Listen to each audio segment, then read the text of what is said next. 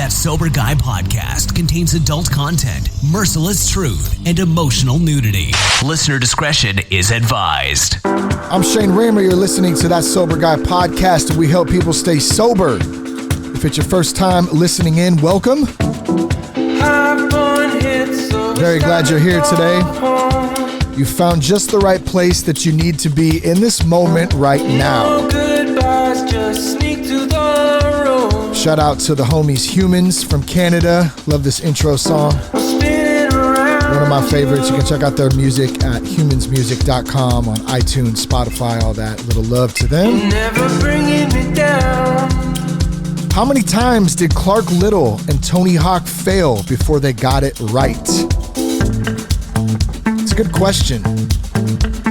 And I know the answer to it a lot.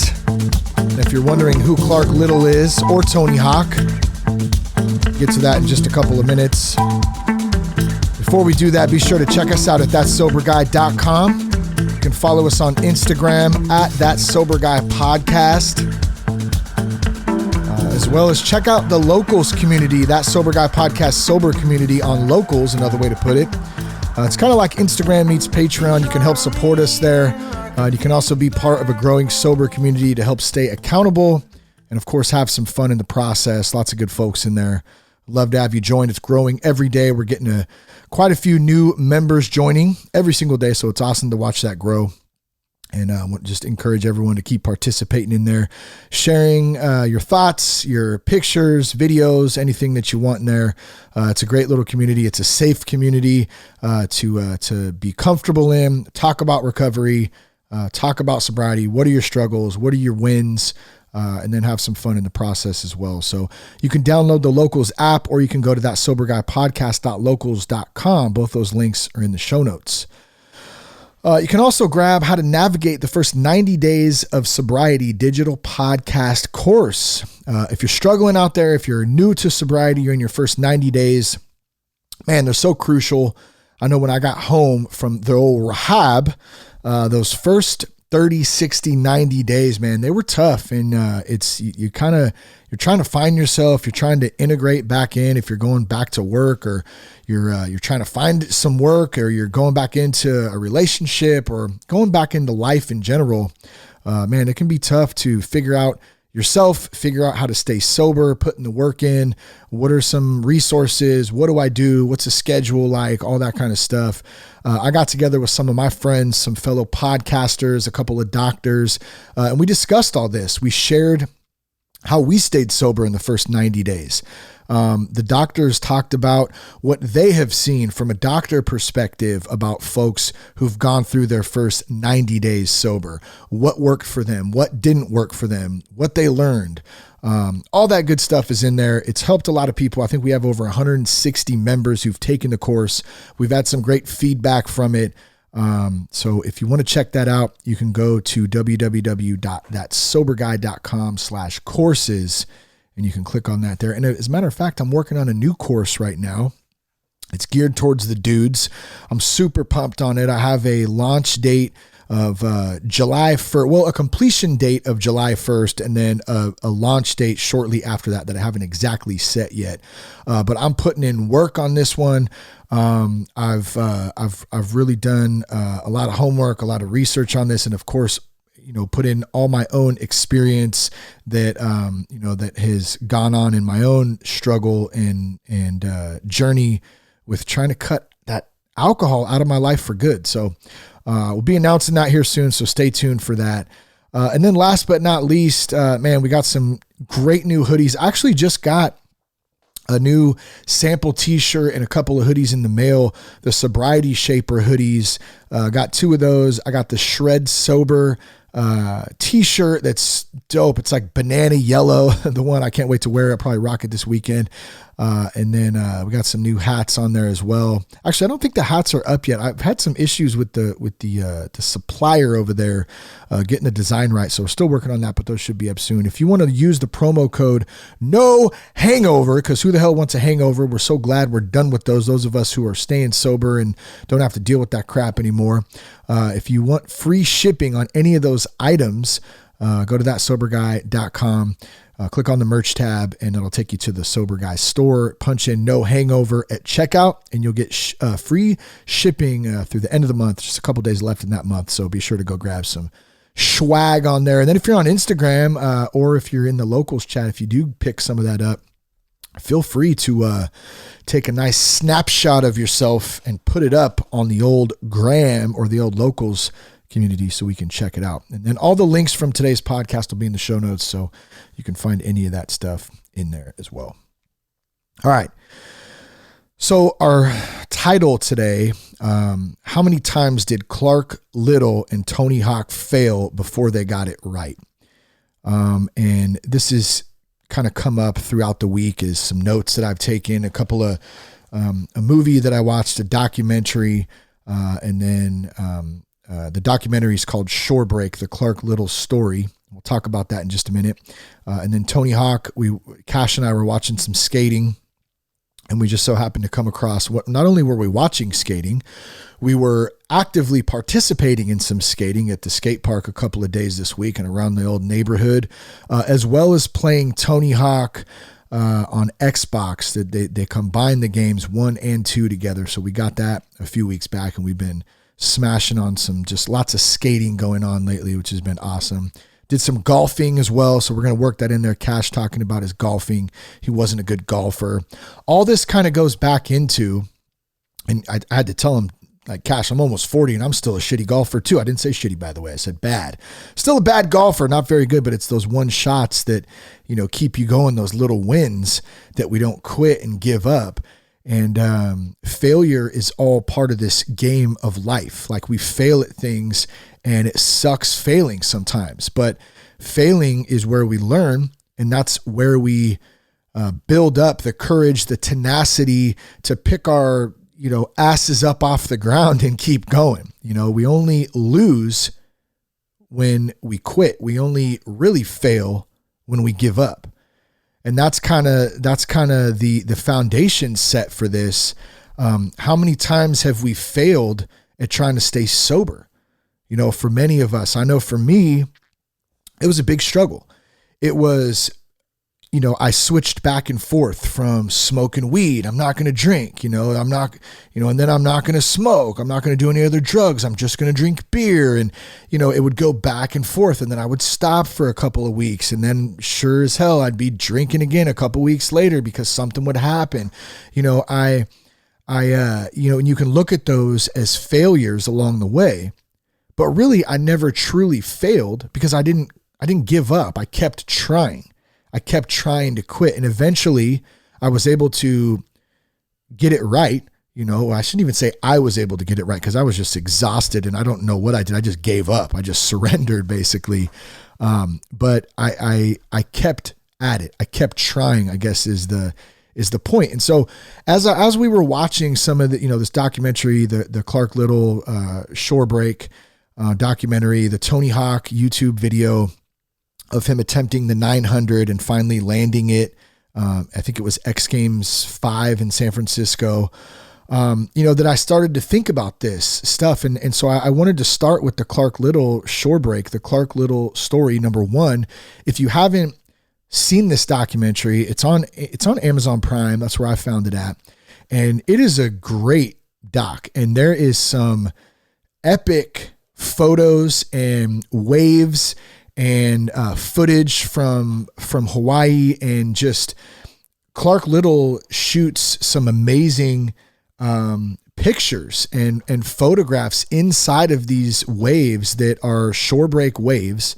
And what the hell is going on there? There's a cat or something. I think the cat is scratching, is doing something back there, but these photos they're amazing. And he started this, a little background. He started this company, this photo company. Well, actually, you know what? Let me back up a little bit. Let me read.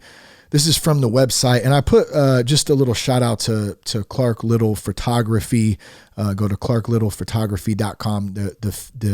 You can order a copy of the DVD if you want to do that. You can also get it on Amazon, anywhere else. It's on the website here.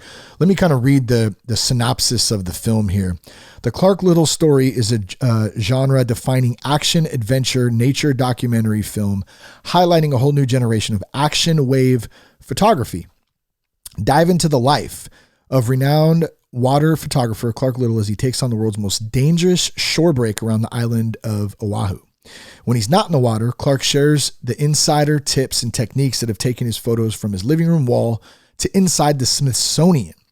Filmed and edited by surf personality Peter King, Shorebreak is 1 hour of nonstop action that'll have you inspired and prepared to start capturing your own shorebreak moments. So just a little background on the movie. Definitely go check it out. It's worth an hour. I promise you're going to love it. If you love beach life, if you love surfing, if you love, that connection spiritually to something through the water, you're going to love this film. And here's my thought behind this though. And here's how this ties into the failure part of this is, as I listen to Clark, they obviously are interviewing him throughout the movie, as well as showing the footage of him taking these photos. It occurred to me how much time he's put in and how many hours upon hours and, rolls of film and photos that he's taken over the years to capture these amazing pictures, and we see all the amazing ones, right? That's what they show you in the documentary. You're going to see some of these, and he has an Instagram too. I follow on there. So, there's some great ones that you can check out. You can buy them, of course. They're not cheap, by the way. I don't have any. I'd like to get one day. Maybe that'll happen. But point being, what you don't see is all the shitty photos that Clark Little took. Because I promise you, when he first started out and even up until today, stuff happens sometimes. You got a bad angle, or the light was crappy, or something happened. You slipped and fell, or maybe you got destroyed by a wave and this photo came out blurry. There are hundreds, probably thousands upon thousands of shitty photos as well that didn't come out good. Or how about when Clark Little first started? Yeah, he took some awesome pictures when he first started. They even show some of them too, but he was learning as he was going, and he kept showing up day in and day out, going down early as heck in the morning to get down there to take a couple hundred pictures when the surf was great, and then going back at lunchtime, for another hour, and then going back in the evening time for another couple hours. He was taking thousands upon thousands of photos in order to get a couple of these amazing shots that now sell for thousands of dollars. Eventually he got to that. And it's what's cool is, and I don't want to ruin too much of the movie for you, but I will say this, I think it's fair enough to say, is that he started this company just out of, like, his wife brought home a picture that someone had took of a wave. And he was like, dude, you paid money for that? I think she paid, I don't know how much it was. It wasn't like crazy expensive, but she paid for it, like a framed picture. And he was like, dude, I could take a better picture than that. So he went down with his, little camera and started taking pictures of the waves, and boom, the photography company was born, and he's gone on to capture some of the most amazing photos. But point being, he's failed many times. He's taken tons of shitty pictures, and he's taken some amazing ones along the way. And so with the pictures that aren't very good, that came out that get discarded, nobody ever sees, the hundreds of those ones that don't ever make it, to the website or to Instagram or to a showroom floor, we don't see any of that stuff. And that is the, that is where the growth comes from. That is where the learning process comes from. That is where we thrive in that when we don't quit.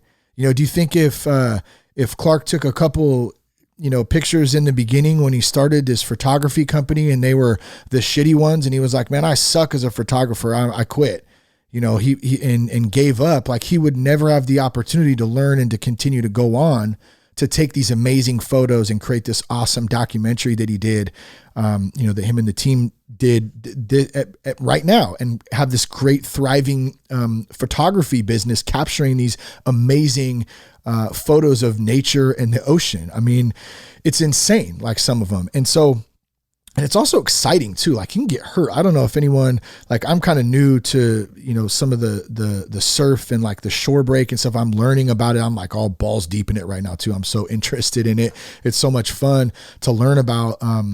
And I didn't know a lot of this stuff, and I'm continuing to learn it, but like you can get jacked up in that. Like if you get caught at the top of a wave and you can get thrown into the sand and break your neck. You could break your back. Like, I mean, there's all kinds of things that can happen. It's dangerous. So there brings that excitement level to it, in addition to capturing these amazing photos at the same time. And so you're always going to have bumps in the road. You're going to have off days. You're going to have days where it's not lining up, but the important thing is we get back up and we show up again. Okay. So I'm sure you can see now, I hope so, where this is going. It's the same thing with staying sober. It's the same thing with quitting drinking. It's the same thing with eating healthy, which I still struggle with. I've been very open about that, and I'm doing much better, by the way, which is awesome. I feel better. It's not perfect, but it's better than it was a month ago. It's definitely better than it was 3 months ago. I'll still rock some pizza, some In-N-Out here and there, but like I can feel my habits. I can feel my cravings. I can feel the little wins along the way that I celebrate, and I can feel change happening actively in me. And it's because I didn't quit, because I didn't give up. So if you're struggling and you've had relapses and you've had slip ups and you stay sober for a while and then you go back to it, or maybe it's not the alcohol that you struggle with so much anymore. You got some time and now you struggle with X, Y, or Z, just living life on life's terms. That's kind of some of the things I'm struggling with right now, to be honest. I had a good chat with Buddy this week, and I kind of told him where I'm at in my journey of, cutting out alcohol out of my life. It's not so much that it's difficult to not drink anymore. I say that lightly. I always am very vigilant about that. I know I don't have it figured out. I can never drink again. I don't want to ever drink again, but it doesn't bug me like it used to. Almost 8 years in, still vigilant with it. Just want to get that across. But for me right now, it's more living life on life's terms and trying to figure how to handle emotions and how to surrender and give up control and all those things that we learn about, when we work a program and we get sober. Man, it can be tough some days, it can be tough, but the point is we don't give up. And if you took one crappy picture and you gave up, you'd never have an opportunity to capture these amazing ones. And if you took, if you had one slip or a couple relapses and you just quit and you just went out and just stayed out there, never kept showing up, never kept trying, never kept putting on podcasts, never kept going to meetings, you just quit all that, eventually, you're never going to get that opportunity to capture some of the good stuff and stay sober. So check out, like I said, I put the links in here if you want to check out the documentary. And I have no connection to Clark. I don't know him personally. I'd love to have him on the show someday. Who knows? Maybe we will. I'll probably tag him in this when I post it on social media and stuff. But just, I love the film, period, and I'm happy to promote it and to share it with those out there, because I think that if you're into any kind of water stuff, I think you're going to love it too. So make sure to check it out. So the other thing on here that kind of relates to this too, and I'm sure that you can relate, I guess, is Tony Hawk. So as I mentioned earlier, Cash and I, a lot of skating this last week, especially got Cash some new pads, which are dope. I took a couple pictures and posted them on the Instagram. So if you want to give us a follow on there and check them out, you can do that at That Sober Guy Podcast on Instagram. But we've been doing a lot of skating, watching a lot of videos. Cash got his first Thrasher magazine this week, which was so dope. I had fun looking through that yesterday. I didn't realize how big the skate scene, how much roots came out of San Francisco for the skate scene. I mean, I always knew San Francisco was a big part of the skate culture, and especially in the 90s and even in the 80s. And of course, SoCal, too. We watched Dogtown not too long ago, and that's an amazing, freaking badass movie too. But looking through this Thrasher magazine, there's a lot of San Francisco stuff, because I think Thrasher is actually out of San Francisco itself. Just some great photos and stuff too. But we've been having fun with it and getting out there. I got my dad board, my old Rob Ross cop. Just like, I don't know how long is that board? I forgot how it is, but it's fat. It's got some big fat wheels on it and just cruises. It's like riding a freaking snowboard on the concrete. And so we're kind of browsing around the other day, and looking at some things, and somehow Tony Hawk popped up on YouTube, and it was his attempt at the 900 in the X Games 5. And you think about, and this was the first competition 900 ever landed in, while competing. And you think about how many times, Tony Hawk must have attempted that trick, and all the years and years and years and falls and injuries and mental madness that goes on leading up to this one moment of the first 900. This was a process. This took years of practice, of attempts, of failures. And, like we said, we don't necessarily call it a failure until we quit. He never quit. So technically he didn't fail. But if you look at those micro failures in those moments, he didn't accomplish what he was trying to accomplish, at that time. But he kept going and he kept going. And I think what we'll do, I don't know if I can, let's see if I can bring that up real quick here. Yeah, Tony Hawk lands first ever 900 skateboard vert best trick at X Games 5 in San Francisco. Yeah, so let me do this. I'll just, I'll copy that and I'll put that link too under Clark Little link. So if you want to check out that video, you can do that too. It's in the show notes. I just added it right now. I was going to play it, but I don't think I'm going to do that.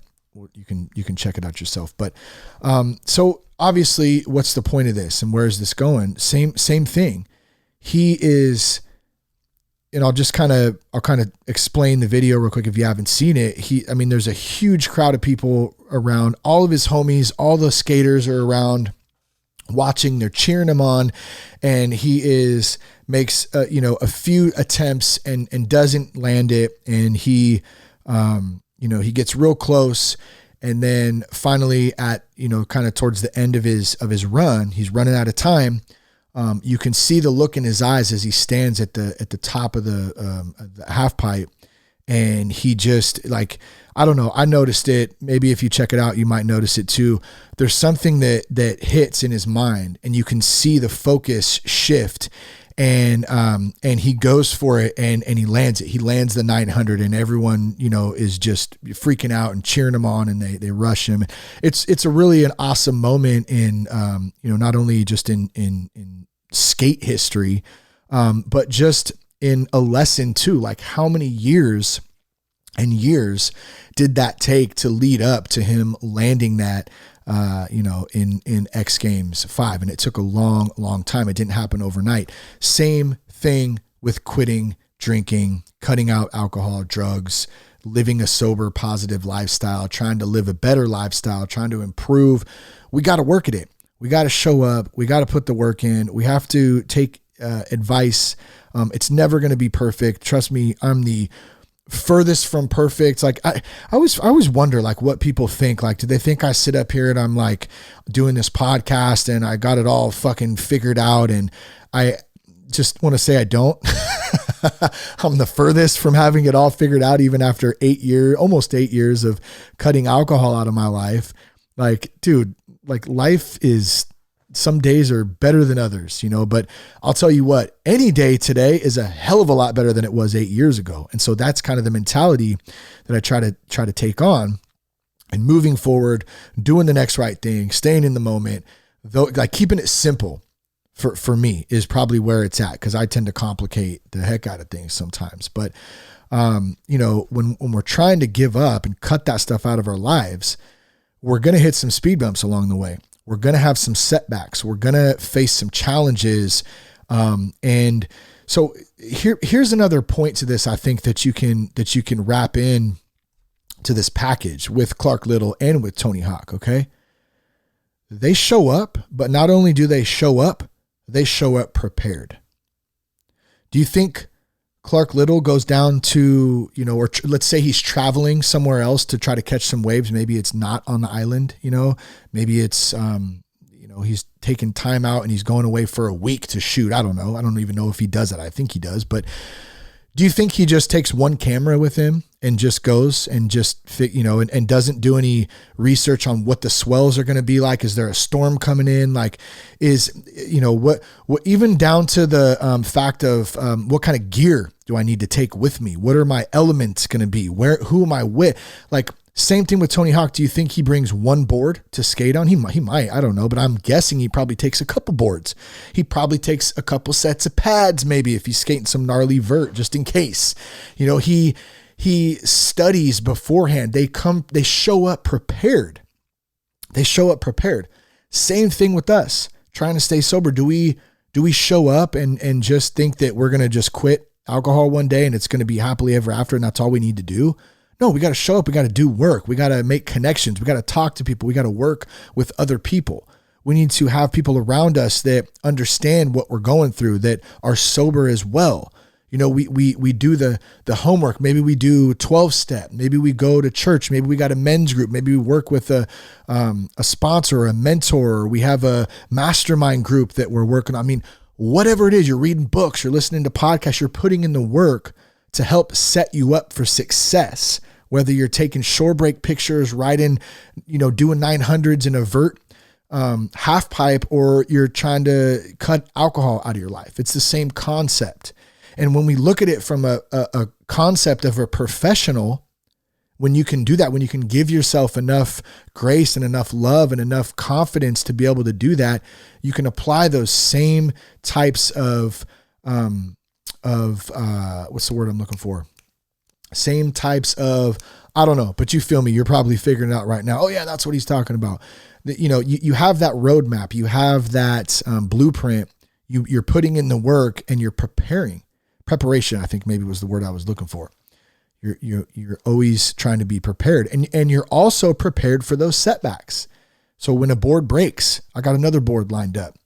When I go into, I got to go to my, cousin's wedding one day, and there's going to be a full bar there and people getting jacked up and drinking and dancing and having a good time. Like I got to go to that. There's a reason to be there. I can't hide from alcohol forever. I have an actual legitimate reason to be at this wedding, but there's alcohol around. What do?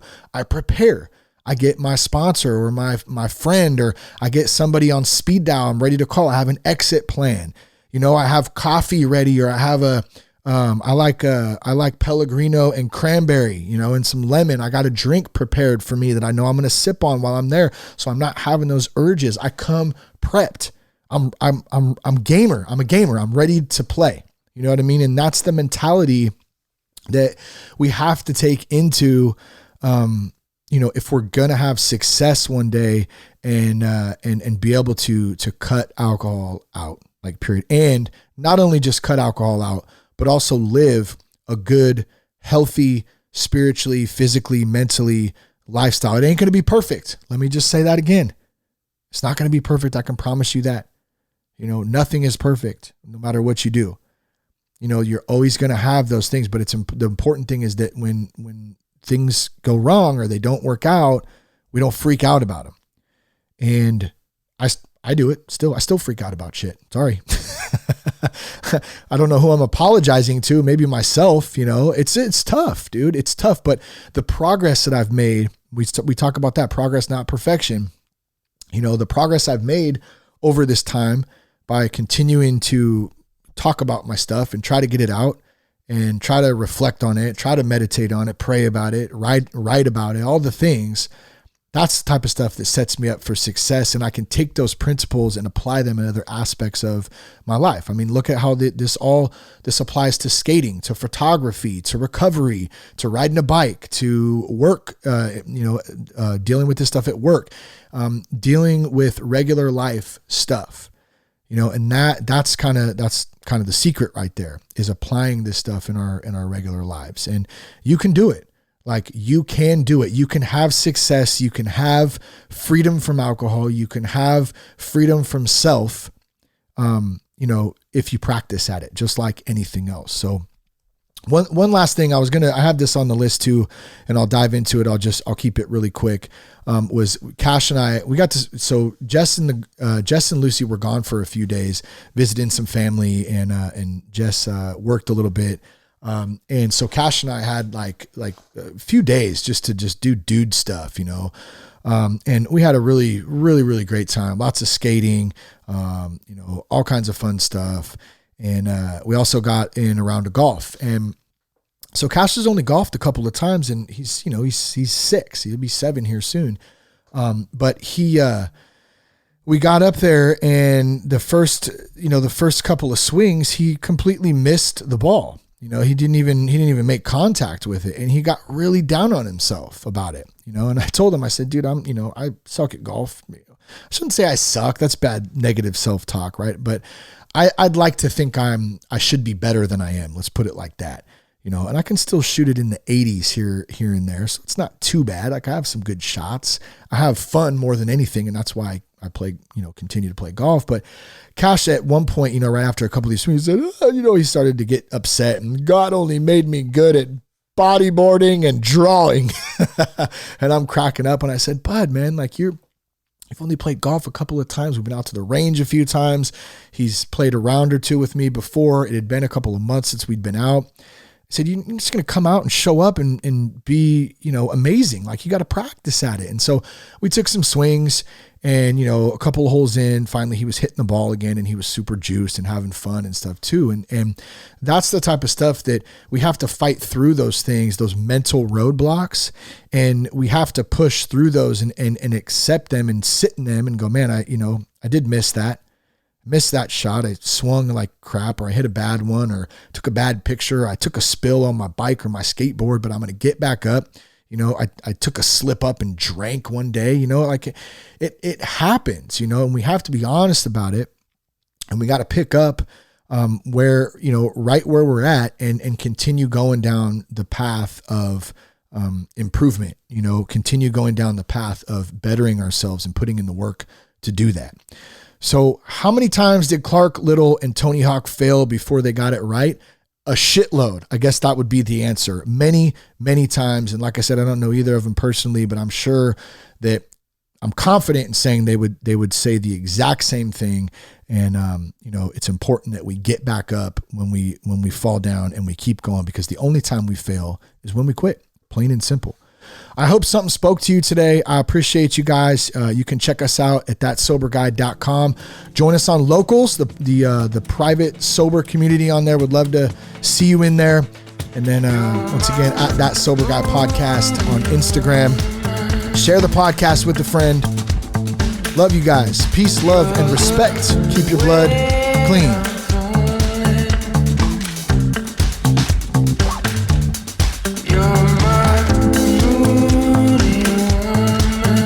Recording stopped.